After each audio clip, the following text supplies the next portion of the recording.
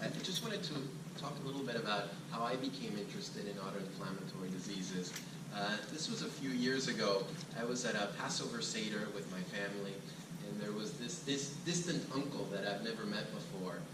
And he was a dermatologist, and he was working on a book about these weird autoinflammatory diseases. At that time, I was that was my first year as a rheumatology fellow in pediatrics, and he was looking for somebody to write a chapter about pediatric autoinflammatory diseases. And I had seen a couple of patients with Dr. Didioglu at that time with these weird syndromes of recurrent fevers that we couldn't really explain, and I was really interested. So I said, yeah, why not? I'll take a couple of hours and write the chapter. It took a little bit more than a couple of hours. I even remember during one of my vacations working on this instead of spending time with my wife.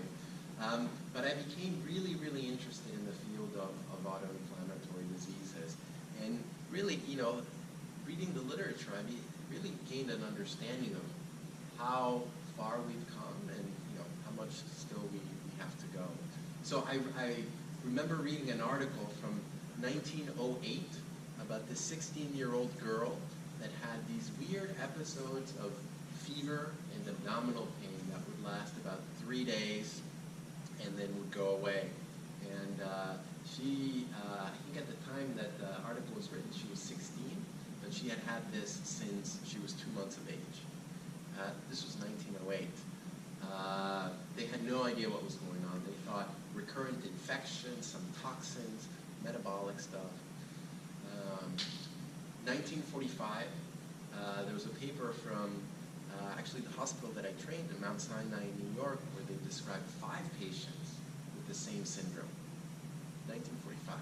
They called it benign paroxysmal peritonitis. So this, inexplicable intermittent episode of abdominal pain that they still couldn't explain. 1945. In 1987, a pediatrician described 12 children that would get recurrent fevers, sores in their mouth, and sore throats. It would last 3 to 5 days, and it would respond really, really nicely to prednisone. 1987. It wasn't until 1997 that they actually found the gene that caused this benign paroxysmal peritonitis, which they called the Mediterranean fever gene. It was 1997. And since 1997 is really the dawn of the autoinflammatory diseases. So it's only been 20 years since we've been able to identify these groups of illnesses and categorize them as autoinflammatory diseases. I graduated medical school not too long ago, in 2008, and I still didn't learn about these diseases. I'm pretty young. So Dr. Didioglu is totally right. Most of the doctors in the community have not heard, don't even know what autoinflammation is all about. I remember, so Dr. Didioglu and I wrote that chapter on pediatric autoinflammatory diseases, and I remember a few months after that, I presented a case about a patient with an autoinflammatory disease in my hospital. It was like, in medicine, we do these like mystery cases to see who can solve these like weird puzzles. We love puzzles. And it was this patient with an autoinflammatory disease. And nobody could get what it was. And then I finally revealed the answer. They had no idea what that was. And then I said, oh yeah, this is one of the autoinflammatory diseases. And one of the senior doctors said, Dr. Hausmann, you mean autoimmune disease? I'm like, no, autoinflammatory disease. They had no idea. And these are smart doctors at very good hospitals in Boston. So it's totally right. People are unaware about these conditions. So that prompted me to start a blog about autoinflammatory diseases and be active on Twitter to try to bring awareness to the autoinflammatory diseases, both for patients and for the doctors that are taking care of them. Because certainly if the doctors aren't recognizing them, the patients aren't getting the diagnosis. And they go, as I'm sure you'll know, for months or even years seeing doctor after doctor without getting a clear diagnosis. And then I started seeing the power of of social media and network empowerment, right? How patients and patient groups can meet each other online. And oftentimes, there's so much knowledge and information gained from patients and their families that actually bring to me.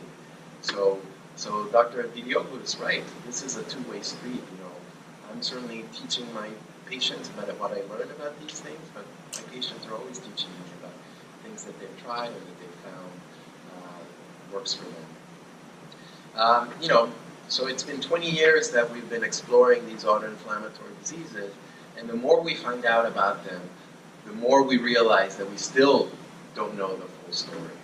So this story will continue, and I hope that, you know, today sort of plants the seed of future partnerships that we can work with each other to try to, again, uncover, you know, the cause of many of these conditions and work together to find, you know, more effective treatments to improve the speed that we diagnose patients and support patients and families through this journey.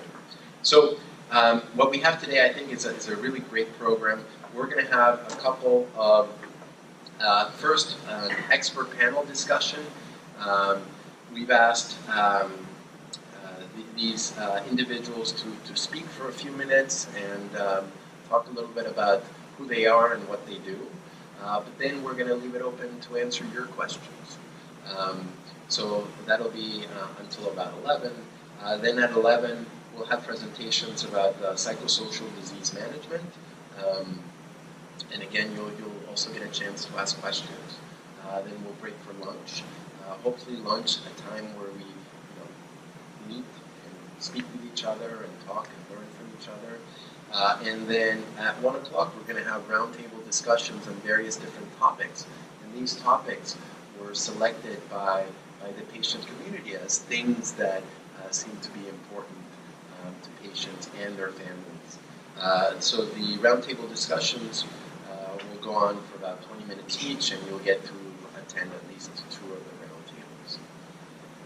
So, you know, we hope that we both learn from this workshop today, and I'm very excited. This is the first time we're doing it. Please, at the end, we're going to have feedback forms so that you can let us know what worked, what didn't work, what you think we could do better, and hopefully this will be the first of many workshops like this. All right. So thank you guys for coming here on this beautiful Saturday, and if I could invite Dr. Cohen, Dr. Snell, and Kara to come and talk and speak. Thank you so much for being here.